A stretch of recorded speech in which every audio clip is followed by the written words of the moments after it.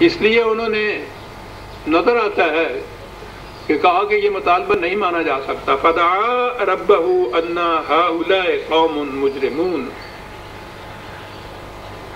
حضرت موسیٰ علیہ السلام نے خدا کو پکارا اور کہا کہ یہ قوم تو سراسر جرائم پر اتر آئی ہوئی ہے، یہ کوئی معقول بات ماننے کے لیے تیار ہی نہیں ہے. ہر طرح سے میں نے کر کے دیکھ لیا، ہمیں کیا ملے گی؟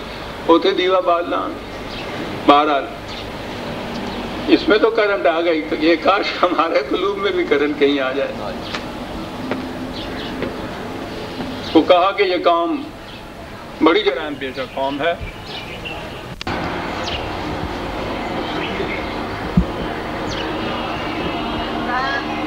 تو اس پر فیصلہ یہ ہوا، ارشاد باری تعالیٰ یہ ہوا، پروگرام خدا کا یا مشیت ایزدی یہ ہوئی.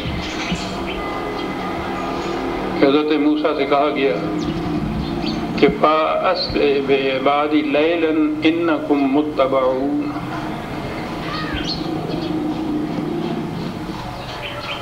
تم اس قوم بنی اسرائیل کو ساتھ لے کر راتوں رات یہاں سے نکل جاؤ، اور یاد رکھو کہ یہ تمہارا پیچھا کریں گے. قرآن درمیانی کڑیاں چھوڑ دیتا ہے خود ہی پروگرام کی، وہ اتنی تفاصیل نہیں دیتا کیونکہ یہ کوئی تاریخ کی کتاب تو ہے نہیں کہ اس نے اتنی تفصیل دینی ہے. وہ تو جو اصول ہیں ان کو بیان کرنا چاہتا ہے. کہا یہ گیا کہ ان کو لے کے نکل جاؤ. کتنا لمبا پروگرام یہ ہوگا، کتنی تنظیم اس کے لیے ہوگی. ایک قوم کو لے کر اس ملک سے نکل آنا جس کی اس قدر وہ مخالفت کرتے تھے، اس کے لیے تو بہت لمبی چوڑی کسی تنظیمی پروگرام کی ضرورت ہوگی نا. تو وہ سب کچھ کیا ہوگا، لیکن قرآن ہمیں اس تفصیل میں نہیں جاتا. اور تفصیل تو ہر زمانے میں، ہر قوم میں، ہر ملک میں اپنے واقعات کے مطابق طے ہوگی.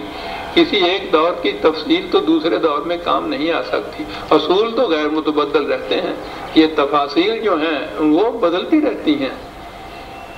تو قرآن اسی لیے تفاصیل نہیں دیتا ان چیزوں کی. لے کر ان کو یہاں سے نکل جاؤ، تمہارا پیچھا کیا جائے گا. اب نکل کے جو جانا تھا نقشے پہ دیکھیں گے، یہ مصر کے بارائی حصے میں یہ تھے سب کچھ. ذرا آگے بڑھیے تو ریڈ سی آ جاتا ہے درمیان میں، بحیرہ قلزم، اور اس کی دوسری طرف انہوں نے جانا تھا. اس میں بھی میں زیادہ تفصیل میں نہیں جاتا. اب تو نہر سویز تو اس کو پکڑ کے کھڑے رہیے.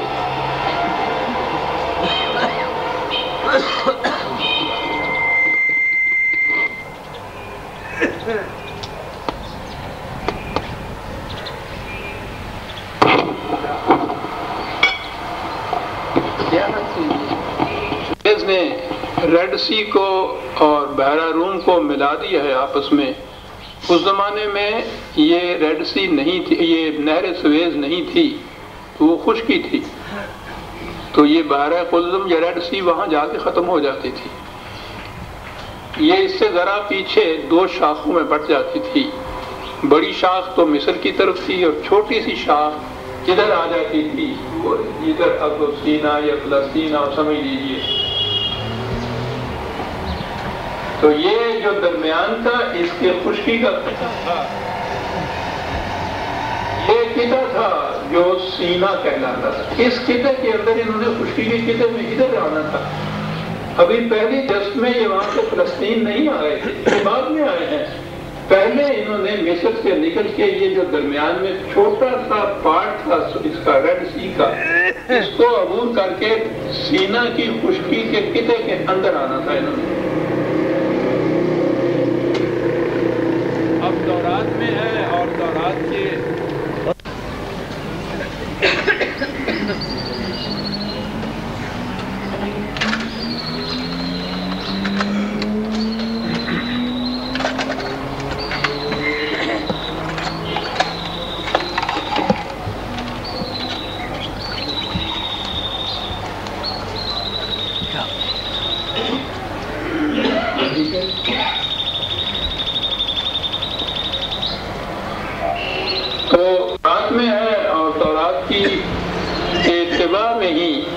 ہمارے ہاں کی تفاسیر میں بھی یہ بات آ گئی ہوئی ہے.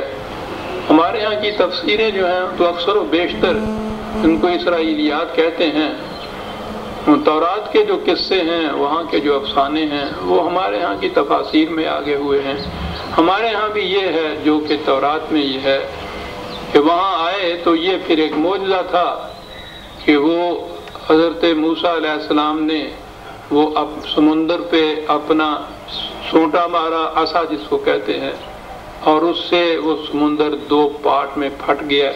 دو شیشے کی دو دیواروں کی طرح وہ پانی ادھر ادھر کھڑا ہو گیا، اور درمیان میں خشک زمین تھی.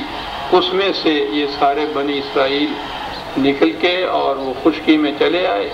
اور بعد میں جب فرعون کا لشکر آیا تو اس وقت پھر پانی جو تھا دوبارہ اسی طرح سے آ گیا اور وہ ڈوب گئے، یہ پار نکل گئے.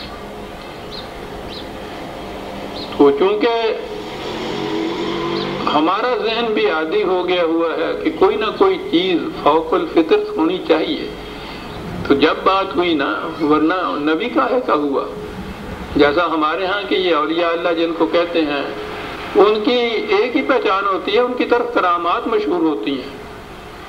آپ دیکھیں گے کہ جب بھی ان کا ذکر آئے گا صوفیاء کرام کا یا اولیاء کرام کا، تو ان کی شان میں یہ نہیں ہوگا کہ انہوں نے فلاں علمی کارنامہ کو سر انجام دیا.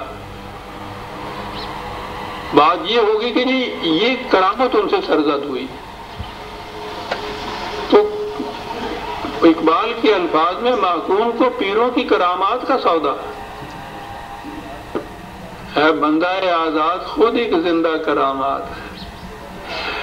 وہ جو زندہ کرامات ہوتی ہیں نا نبی کی یا پیغمبر کی، اس پہ ہماری نگاہ نہیں ہوتی، وہ تو خود ایک کرامات ہوتے.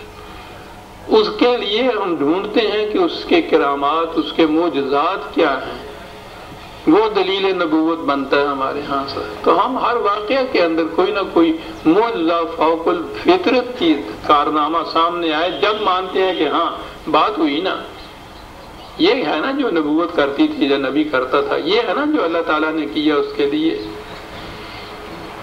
یہ چیز میں اس وقت معجزات سے بات نہیں کر رہا، میں یہ کر رہا ہوں کہ اگر یہ چیز ہو تو انبیاء کرام کا اسوہ جو ہے، ان کی جو زندگی ہے، وہ ہمارے لیے نمونہ نہیں بن سکتی. اگر ہر آڑے وقت میں ہونا ہے کہ کوئی نہ کوئی فوق الفطرت قوت آنی ہے اور اس نے آگے وہ مسئلہ حل کرنا ہے، تو ہمارے لیے تو وہ آئے گی نہیں. تو ہمارے لیے وہ چیز نمونہ کیسے بن سکے گی کہ ہم اس کے مطابق کریں تو ہمارا مسئلہ بھی حل ہو جائے. وہ تو انسانوں کی سطح کے اوپر جو کچھ وہ کر کے دکھائیں گے، وہ آنے والوں کے لیے اسوہ یا نمونہ بنے گا. اب یہ قرآن کریم میں پہلے ہم دیکھتے ہیں، پھر آئیں گے کہ خود تورات والوں نے، یہودیوں نے بھی اب وہ کیا کہہ رہے ہیں. یہ بات انہوں نے کہی ہوئی ہے کہ انہوں نے سوٹا مارا اور وہ سمندر دو حصوں میں پھٹ گیا، شیشے کی دیواروں کی طرح پانی کھڑا ہو گیا، درمیان میں سے یہ گزر گئے. قرآن نے یہ کہا ہے، یہاں ہے وَاتْرُكِ الْبَحْرَ رَهْوًا. اگر یہ دو لفظ جو ہیں قرآن کے، انہی کی طرف ہماری توجہ آ جاتی تو ان افسانوں کی ضرورت نہ پڑتی. دوسری جگہ ہے سورہ طٰہٰ میں 20/77 20/77 وَلَقَدْ أَوْحَيْنَا إِلَىٰ مُوسَىٰ أَنْ أَسْرِ بِعِبَادِي فَاضْرِبْ لَهُمْ طَرِيقًا فِي الْبَحْرِ يَبَسًا. دو لفظ ہے، یہاں یبسن ہے، یہاں رہون ہے. یبسن کے تو معنی ہے خشک راستہ، کہ انہیں لے چل اور جو خشک راستہ ہے وہاں سے اس کو سینا کی وادیوں میں لے کے چلا جا بنی اسرائیل کو. وہ قرآن خود کہہ رہا ہے.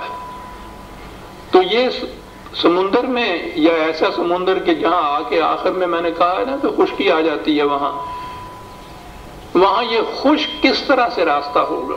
قرآن کا اعجاز ہے عزیزان من.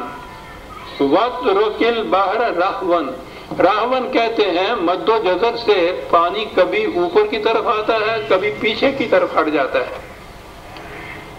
یہ جو پانی کا آگے بڑھنا اور پیچھے ہٹنا ہے،